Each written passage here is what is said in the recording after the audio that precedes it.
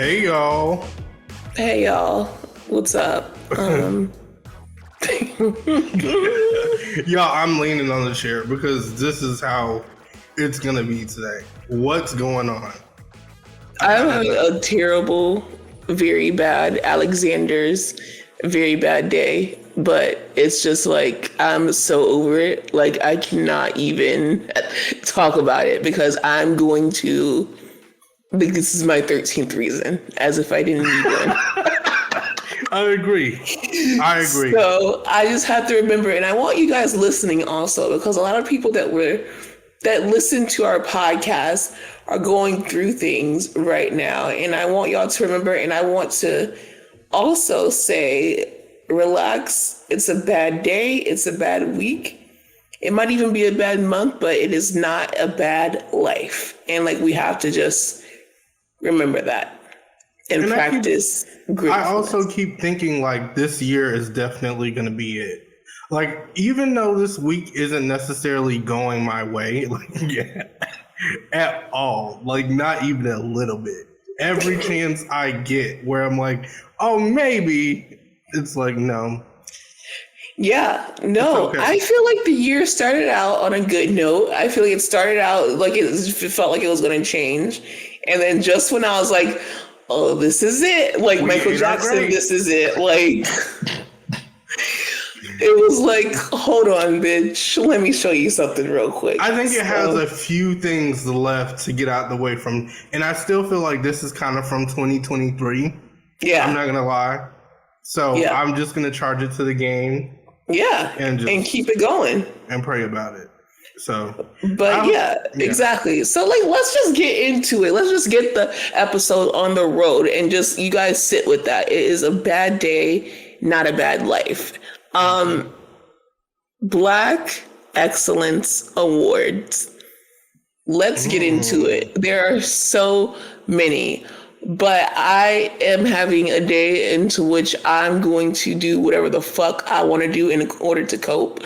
So I had a lot of Black excellent people. There was so much Black excellence at the Emmys, which we'll be getting into. Yes. But my award is actually going to the entire all-white cast of Succession.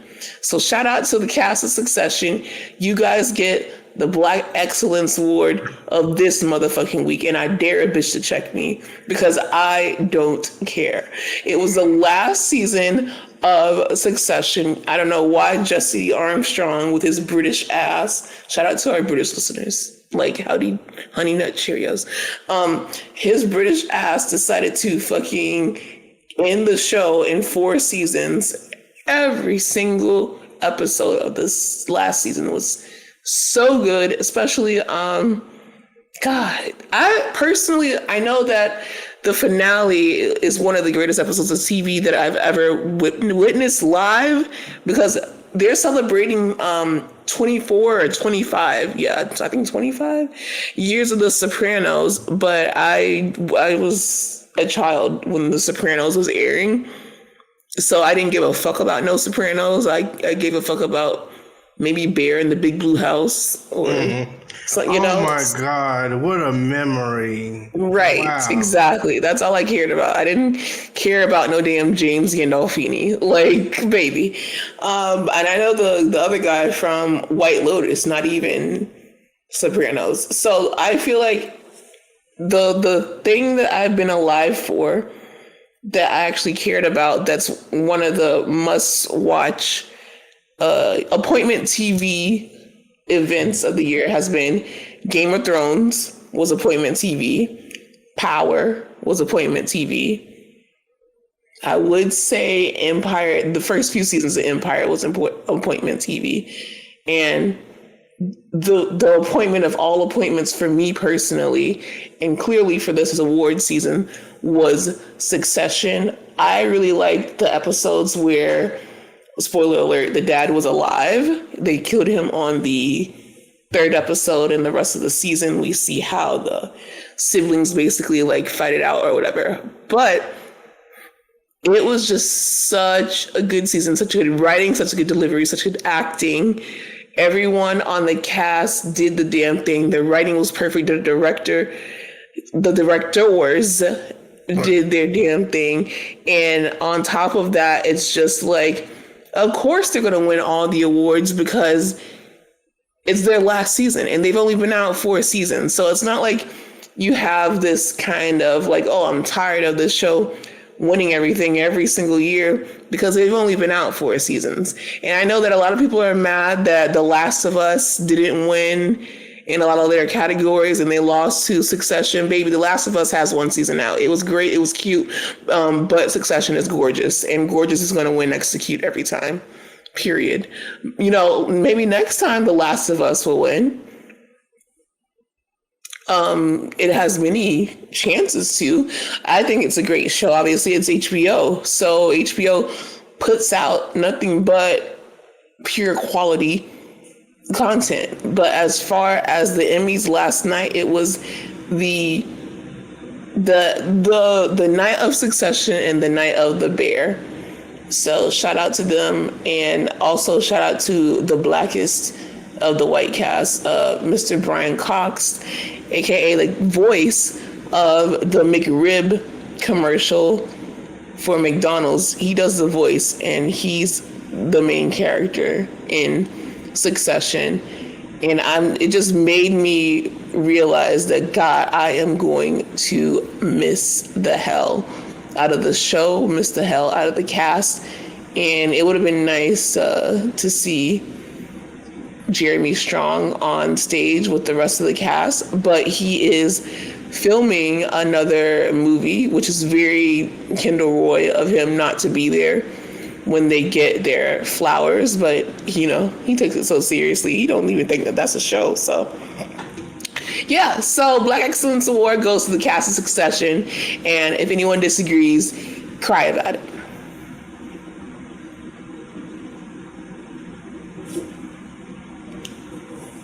I didn't disagree. I want to say that too. I want to make that clear. A lot of the times, did I root for Successions? Probably I'll be honest, probably the first 2 times. But after the third, I'm like, okay. Who do you think it should have went to? Honestly, you're right though. I mean, it's not that it shouldn't have went. I just felt bad for some of the other people, like White Lotus. I think White Lotus won for Jennifer Coolidge. Yeah, she won where it counted. Like, yeah, that's hilarious. So it's best supporting actress, I think. They had the win, and I felt the same way about The Last of Us. Although I think it's a great show, it only had 1 season, so it's like you can't really. I don't think it's fair unless that 1 season was like absolutely just immaculate. You know, there were certain things that I can find that I can sit down and I can be like, okay, especially those last 2 episodes, those were kind of lazy. And I'll say that. Oh, I feel it was a strong start. Pop them legs. I'm sorry, Kendrick, but it was a strong start. But that last episode when they brought what's the girl that cried all the time from Euphoria? When they brought her on, it was just like, okay, I don't know where this is going. Yeah. But yeah, so mine is actually going to go to Marla Gibbs from 227, from The Jeffersons, from The Miss Pat Show, and from something else that she did that I'm not really familiar with, but apparently she did it recently. But she came out with Quinta from Abbott Elementary. And I love this lady. She is a legend. She's been around forever. She is a part of Black history. I've watched her on my screen since, like, I'd say early 2000s. 227 was a staple in my household. Well, I'll say once we got TV Land and once we got that other channel that I forgot about. But that's when I was like, I know what 227 is. And if y'all don't remember, that's the show with Jack A. Marla Gibbs was Countess Vaughn was also in it as a young, which is Kim from the Parkers. She was in it. Regina King was in it. So it's a lot of familiar faces that we see today. It was a launching pad for a lot of Black Hollywood royalty. A lot of Black Hollywood royalty. So shout out to her, because I love to see that she's still coming out. She's still getting recognition, and people are still taking the time to recognize how great this woman is. Love to see it. Amen. And she deserves the Black Excellence Award. So And she deserved her flowers, because I know that people online were going crazy when they brought her out. So, like, as they should. My mama. Oh my God, it's Marla Gibbs. I'm like, yes, mama. That's her. And then and shout out to Threads too, because we were definitely on Threads all last night. They sent us some pizza. Shout out to them. My mama was literally a part of it because I recorded her saying a few things. Yes, that was my favorite part. It was a good time, honestly. Sometimes we watch awards, sometimes we don't, or sometimes we'll watch it and we don't post about it. But now that we have found the new Twitter, we are going to be more active in posting about things that are not necessarily just Bravo. We're going to post about Bravo, but we're going to post in addition to Bravo, because we love all these other things going on. So all award season, we will actually be tuning in and posting about it. So I can't wait till the BET Awards come. Yeah.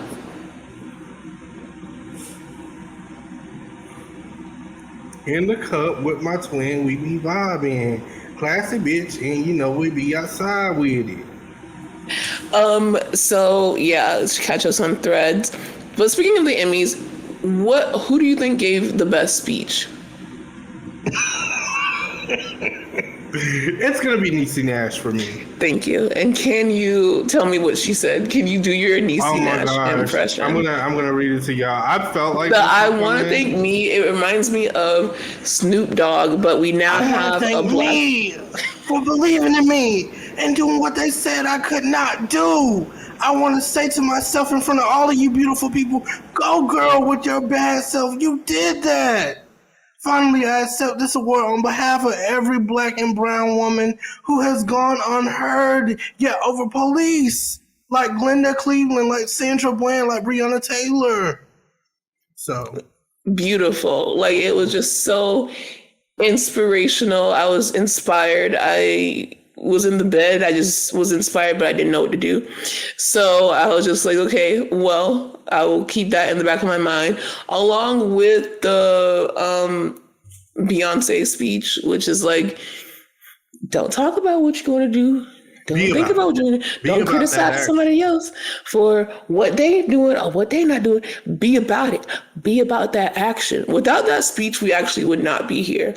So those are some of the most important speeches, and there's also one that I can't bring up, but it's a great speech. And there's another one. Shout out to Maggie Gyllenhaal.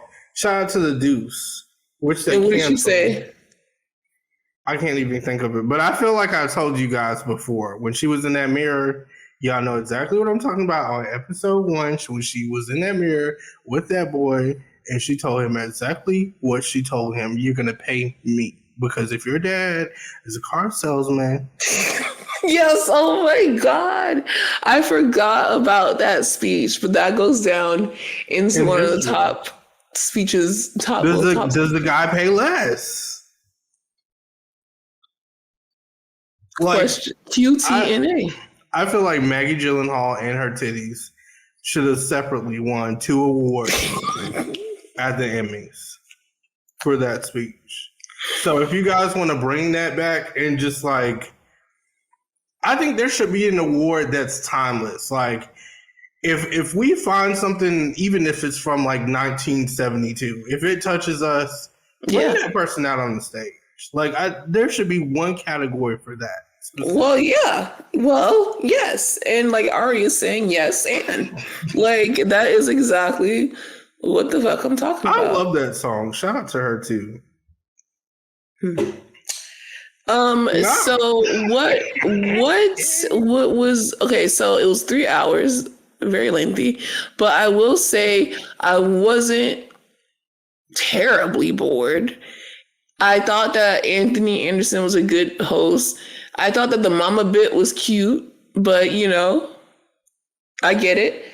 And then I also loved the Martin reunion. The Martin reunion, I think, is for every like Black person or fan of comedy on the face of the earth, it's very important to note that even when we are exceptional, they weren't even nominated for an Emmy. And to this day, people are quoting Martin, talking about Martin, from the boomers to Generation Alpha, which is like the babies right now. Like everyone still talks about Martin. And I love to see the cast all together, dressed to the nines. I don't know if y'all noticed, but I do believe something Martin was going on because Martin was real uncomfortable, and I'm glad you said something about it. Wait, hold on. Oh, I don't think that my point was your point. Hold on. Don't get me. Okay. My point was, I think Martin is on Ozempic because he went from like that's another good point. like that meme. You know what the thing is too? I don't know, because it kind of looks like natural.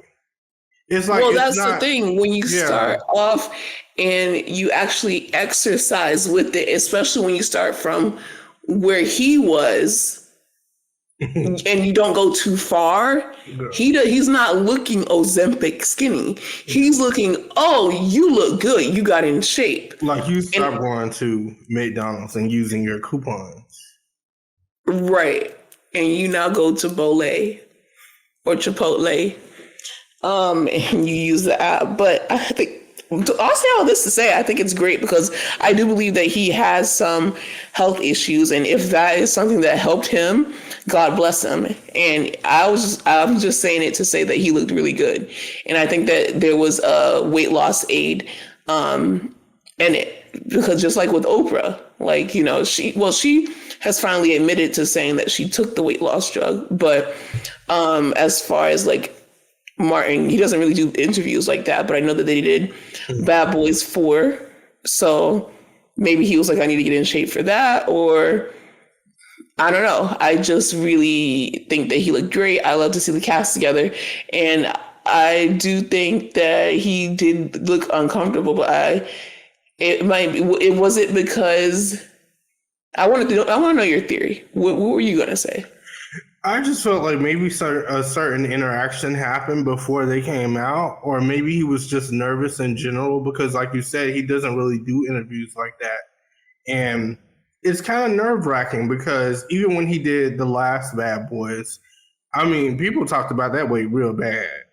That's why I'm saying there's such a drastic change. Yeah. So I don't know if it's something negative. Like I said, they all looked amazing. I want to make that very clear, but it was just like, he wasn't really talkative. So I'm like, you know, like, where's Marty Marr? Yeah, where's Martin?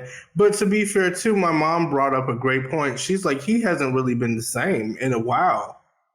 He hasn't really been like like he used to crack jokes all the time. He used to have more of a stage presence on more interviews. And it's like now it is very hard to be in a room with Martin Lawrence. Yeah, I also felt like it was fair of them to point out that the Emmys has never given them a nomination or an award. But it was like they kept saying it. And I'm like, okay, so did you bring them out to give them their flowers and let them present? And I feel like saying it once would be enough. Or did you bring them out to just talk about how they don't have an Emmy? Because that was like the whole shtick of them. Like Cole is saying, oh, we're finally getting our Emmy. And then Gina's like, oh, we never got an Emmy. And then Pam is like, oh, we never got an Emmy. And then Martin is like, okay, well, let me announce who's nominated for an Emmy. And I'm like, how many times? Like, we have the cast of Martin dressed to the nines all together. Rest in peace to the guy that played Tommy. Like, we have them together all at once in such a long time. Well, really since the Martin reunion, which was very enjoyable if you watched it. But it's like, okay, Anne, yes, Anne. Yes. But it was a good, you know, fun. It was nice to look at. Tracy Ellis Ross was there. Yes, and Natasha Lyonne. Shout out to her. Oh, that wasn't Kat Dennings? She looks nothing Like, no damn cat didn't. Oh, Natasha Leon? I'm sorry, guys. I don't know what I was thinking. Like, what? They were making chocolate. I remember that. And it was like a scene from I Love Lucy. Yeah, a classic chocolate scene where they can't keep up in the factory. And that was another thing that Anthony Anderson was doing. It was like, oh, I never won any Emmys. Like, okay. Like, it's either you're going to host it or not, Like, baby. all the black people are like, I'm going to do it. But at the same time, y'all ain't giving me shit. So I like that part. Like, I like them being called out. But it's like, okay, once is enough, because it's like, okay, we don't need to beg for this shit. We made it popular. It's still going down in history. Grownish, Blackish, Martin, like all these things. Like there are so many. Jack, yeah. True Jackson VP, like all these things have not been nominated for Emmys, but we still love them, and they go double to platinum in our households. Black, white, beige, Puerto Rican, like it don't matter. So we're still going to be watching these shows, and I do think it brings important like point of conversation to the front. Is like, okay, we're good enough to entertain you, we're good enough to host for you, we're good enough to make special appearances because you know you love us, but we're not good enough to be nominated, and we're not good enough to win that nomination. Yeah.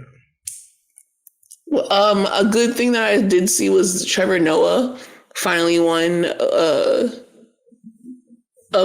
award for The Daily Show, but they don't have like a replacement yet, and they need to just pick Leslie Jones for it because she's really good. Do you disagree? No, I love that. I love Leslie Jones. Do you know who Leslie Jones is? Yeah, of course. I feel like I'd always defend Leslie Jones.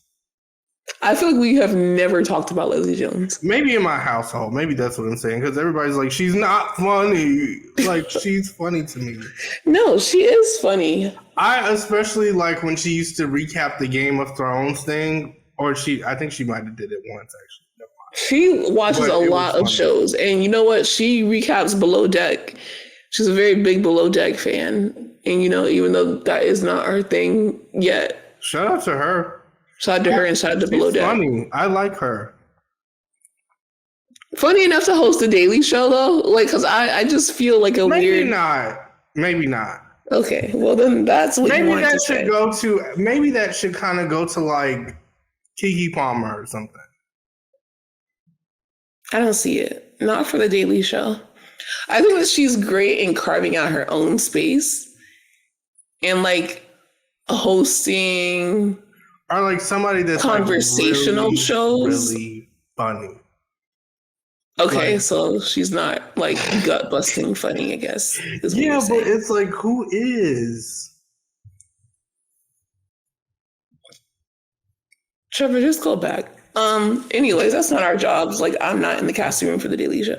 I feel like we could host a Daily Show, honestly. Because all you do is sit up there and talk about what happened every day. And I can do that. That's what the fuck we do anyway. And you give glam and like you prop us up in the right lighting. Like, hey, I'll wear a suit every day. I don't mind. Yeah, I'll wear a fucking prom dress. I'll go back to a fucking brush cut. I don't care. Like it is. Yeah. No, absolutely. I'll wear. I'm ready to have a show. What did you think about the Amy Winehouse trailer? I didn't think nothing of it. I thought that they should have, I think they should recast. I think that they can put it on Lifetime. That's what it's Scrap giving. the whole movie. Because I don't know, maybe it's because I saw all of the photos of when they were filming it. I hated it. I hated the trailer. I hated the person that they got to play her. I don't think it is anything like her. I don't think she acts anything like her. I don't think about Amy Winehouse when I see that. It's ridiculous to me. I would just wish they would scrap it and go back to square one and just take the trailer back, take it off the internet, delete it from YouTube, delete it from my mind. Like, I can't believe that they took this long and this is what they come up with. She looks nothing like her. Oh my God. Enough. And I'm so tired of them doing that. It's like, you guys take all the time in the world. Yeah. Princess Diana, great casting. Whoever casted her for that Crown show, they needed to cast Amy Winehouse. Because when I say that lady looks just like her. Princess Diana. It couldn't have been a better choice. Agree. So it's like, why is it so hard to cast Amy Winehouse? Because I know 10 British bitches that look just like Amy Winehouse right now. Literally. I go on Instagram. I would have been more satisfied if they put Sky from Black Ink Crew on and was like, this is Amy Winehouse.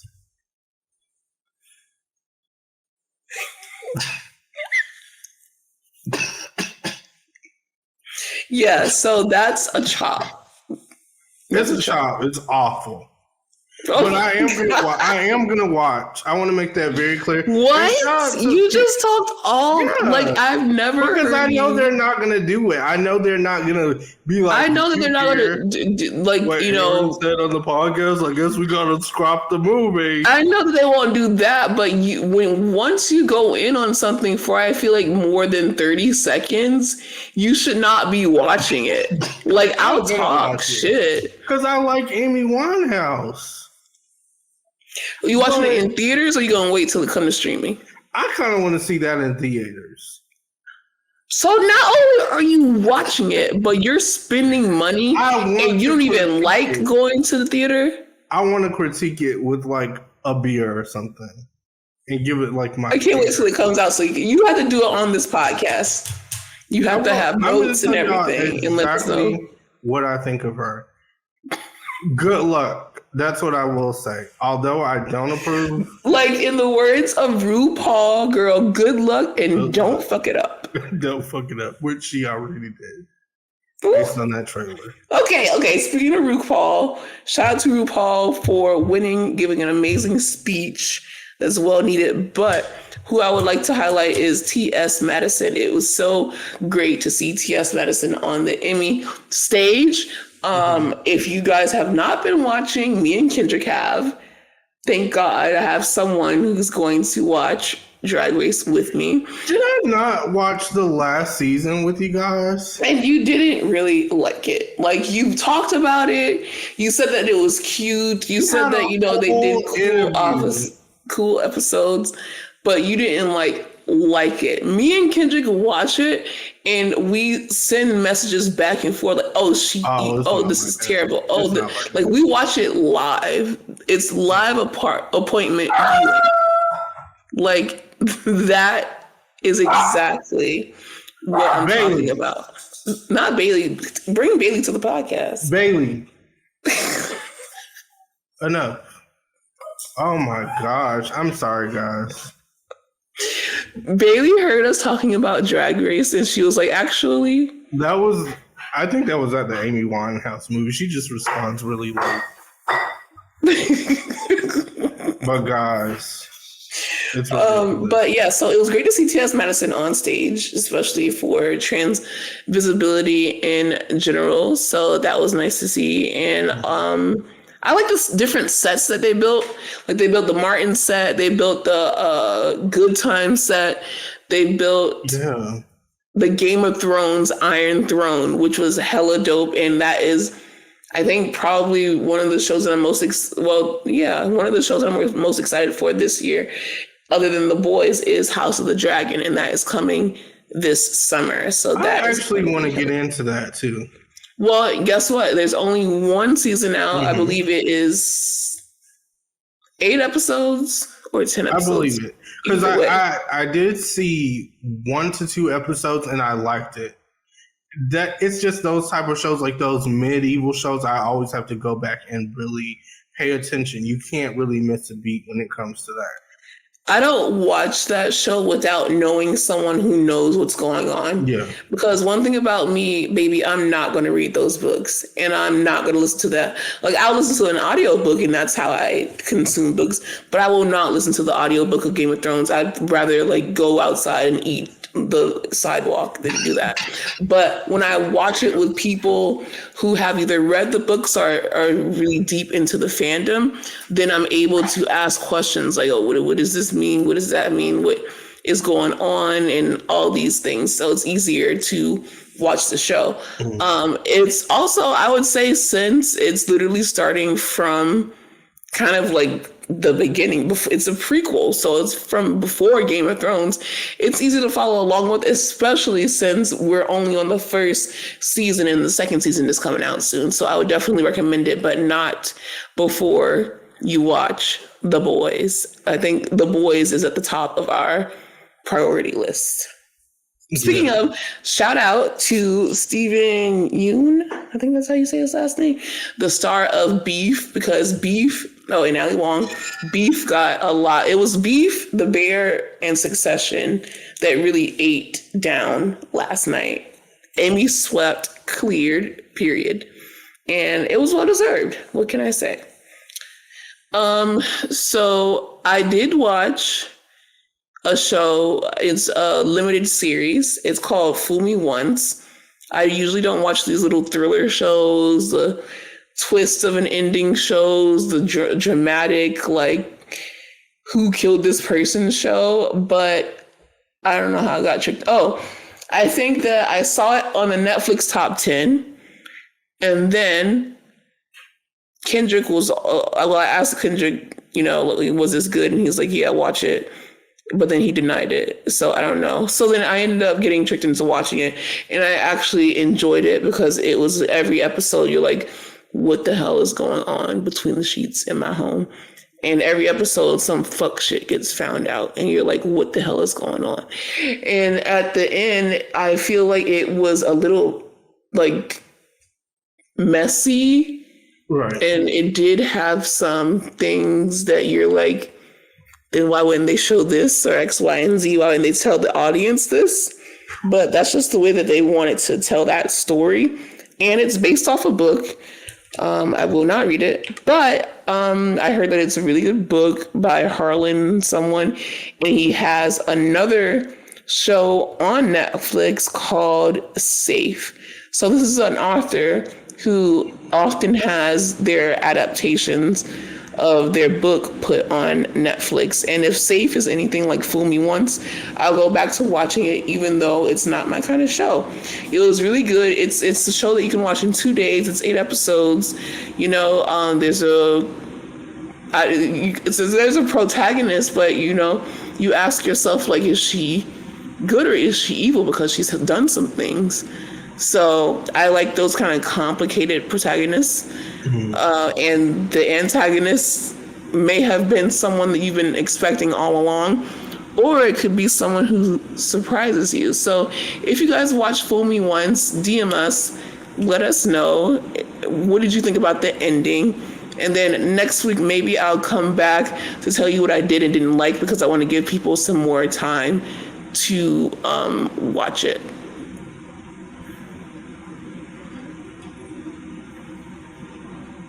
I know you're not gonna watch it. I am. No, when you get quiet like that, Actually, you're just like, I am. Do you guys not believe me? No one believes you, Aaron. Because when you're gonna watch something, you're like, yeah, I'm gonna watch it. You don't say. I think that's actually when I'm lying, usually.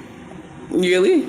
Yeah, because sometimes the thing is, I'll see something and I won't say I'll watch it, but I'll just randomly watch it and I'll click on it and I'll be like, what? The thing is, you will watch it randomly 6 months later and then talk about it. And it's so good. I hate that. Sometimes it happens. You know what I just seen too? What? Traitors All through. I was gonna save that for. No, of course. I'm on the first episode. I'm Saturday. not done yet. But Perfect. So then by the time we get to Thursday, when we record our Saturday episode, you'll be caught up. Really good, guys. I wasn't, because I thought it was going to be something really corny. I'm not going to lie, just based on the advertisement. I was like, okay. But as I continue watching, I'm like, this is a show that I can really get into. And on top of that, a few of the people that I actually like are in. I knew you were gonna watch it because Phaedra and Sheree And Sheree. And Tamara. Like, all of them are in it. Like, they specifically made this season for you. For you. They're like, Aaron, just watch it and shut up. No more. Peacock was like, okay, he might have said fuck you the first season, but the second season we're gonna put. He won't. And you're right, because I'm not. Like, I'm actually watching and I'm taking my time with it and enjoying every bit of it. Mm-hmm. Yeah, Phaedra is, I will say, she is it. Mm-hmm. She's it. She's perfect for it. She's it. Like, in I don't every know sense of the what's word. gonna unfold, but it's like between Sheree and Tamara, I'm scared. Like, it's just too much. It's like Phaedra, Tamara, and Sheree. They got like they literally were like, okay, so what can we not bring back so we can afford this cast? So well, I look forward to talking about it. That's what I will say. Yeah, I can't wait until you watch all 3 episodes, though. That's the thing. That's the thing. So speaking of things that we did watch, I actually went to the movies because, you know, I stay my ass in the movies, and I watched Mean Girls. Of course, I watched Mean Girls. I was in pink, and I watched it on Thursday before it came out to the masses on Friday. And the guy at the theater, he was like, "You're here to see Mean Girls?" And I was like, that's actually offensive. Like, why? I could be here to see some heterosexual movie that I couldn't even think of. I could be here to see Aquaman 2. But I was like, yeah, actually, I'm here to see Mean Girls. So we had a key, and he was like, I knew it. Yeah, theater 8 to the left. So I went. I had no expectations. I knew that it was a musical, so I'm like, okay. But it was a Broadway musical, so I'm like, okay. And then it's also produced by Tina Fey and the guy that produces us, Lauren Michaels. So they produced the first one, so I'm like, it has to have a level of, okay, these people are involved in it. So it's not like we talked about last week, a completely fucked off spinoff or reboot that is just pulled out of someone's ass. It was a great movie to me. People are ripping it, not too bad. I've seen a couple of negative reviews, and I'm not really understanding it because they didn't change too much.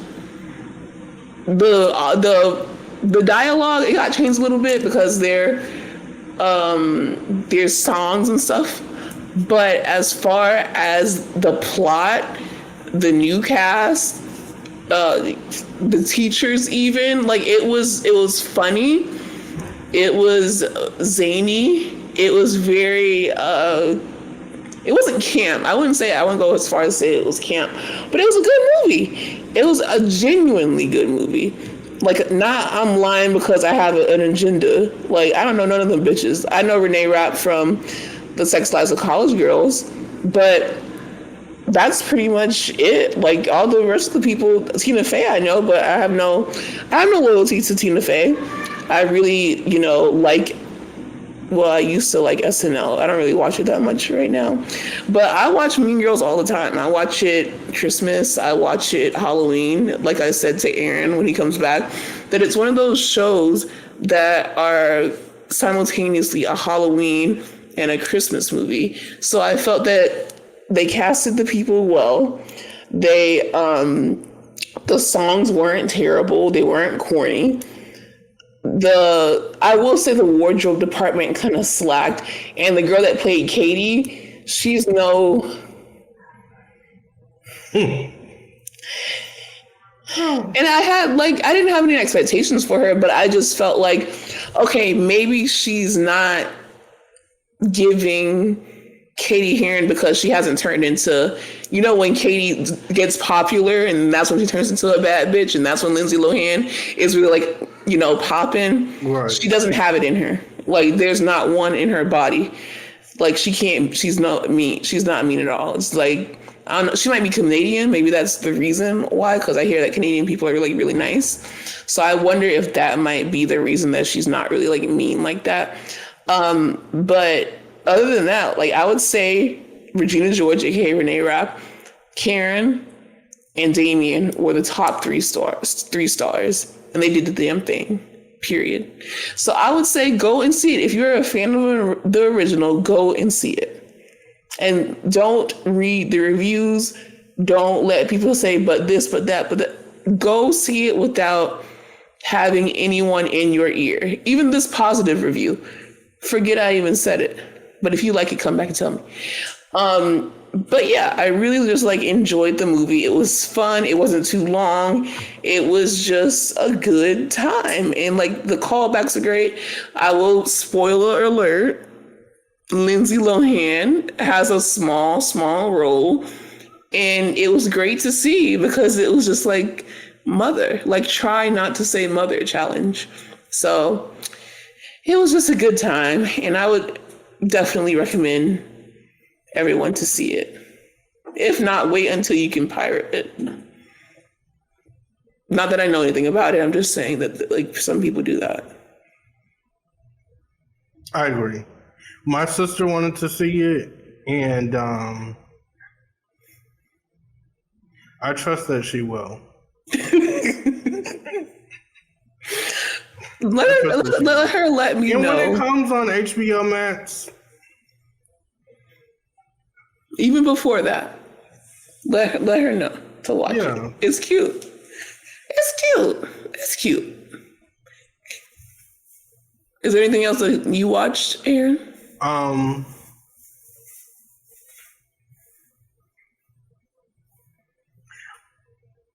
We'll talk about that on the Patreon, but Love After Lockup. And I'm almost caught up. So that's what I've been watching, guys. Nothing that's like, they're not going to bring Lacey out for an Emmy or Chevelle, even though I do think they deserve it. Yeah, I would say if it was up to you, they would get one. I feel like that should be our poster, actually. Like, what is a show that, may not necessarily be seen as Emmy worthy to whoever the fuck the Academy of Emmy people are, but is worth an Emmy to you?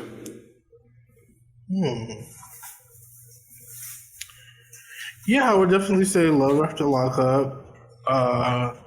Swarm was another one. Even though that was a part of the Emmys, I do think it should have won an award because that was really good. Rap shit. Does that count? Yeah. I would say Power Book Ghost. That's my shit. BMF for sure. They always look over it. Yeah. And then the other one that I definitely say that's a lot out there, Baddies. Baddies deserves an Emmy. And I'll leave y'all with that. So let us know what you think deserves an Emmy or at least a nomination for the way that they, put a show together, because it takes a lot to have people tune into. I think we deserve one. That's last. I think we deserve one. I think our YouTube, yeah, especially now that we're on YouTube. Do you understand? Especially the tequila fueled episode, and then the Watch What Crappens episode. I think those no one's doing it. All come on stage. But yeah, guys, that's today's show. We love you so much. Please give us 5 stars. Anything less, just DM it to us. Let us know about our podster. Who do you think deserves an Emmy? Did you like the Emmys? Did you hate the Emmys? What was your favorite segment? What was your least favorite segment? And follow us on Threads. Also follow us on patreon.com/Bravo While Black. And the podcast is Bravo We're Black. And I spilled some tea on the Patreon, so definitely. She sure did, y'all. And it's Bravo related, so make sure y'all check that out. I'm just saying, y'all ain't heard it from me. All right, we love you. Talk to you Saturday. Bye. Bye, y'all.